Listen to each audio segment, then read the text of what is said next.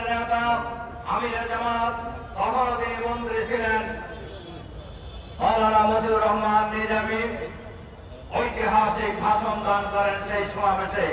মোহর মোহর গলি ওমার আওয়াজ, এই মধ্যেই আমাদের নেতা কর্মীরা মানব প্রাচীর রচনা করে আমাদের এই মিটিংকে সফল করেছিলেন। আমাদের নেতা আমিরে জামাত মাওলানা মতিউর রহমান নিজামী ওনার স্বভাব সুলভ ধীরস্থির কণ্ঠে ঐতিহাসিক ভাষণ প্রদান করে আমরা নরমালি মিটিং শেষ করেছিলাম। এই হত্যাকাণ্ডের পরে শেখ হাসিনা সহ রাশেদ খান মেনন ইনু সহ 14 দলীয়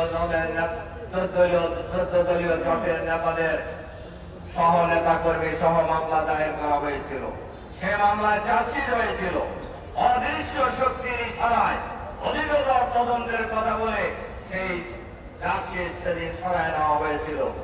এরপরে ক্ষমতা এসে এই মামলা প্রত্যাহার করা হয়েছে। আমরা অন্তর্বর্তীকালীন সরকারের কাছে আমরা আহ্বান জানাতে চাই, অবিলম্বে সেই মামলা পুনরুজ্জীবিত করা হোক। এখনো বাইরে আছেন, দেশের বাইরে আছেন, তাদেরকে গ্রেফতার করে কারাগারে করতে হোক। বিচার করে শেখ হাসিনা সহ সুনির্দিষ্ট অভিযোগে যাদের বিরুদ্ধে চার্জশিট দাখিল করা হয়েছিল এই আসামিদেরকে ফাঁসির দণ্ড দেওয়া হোক।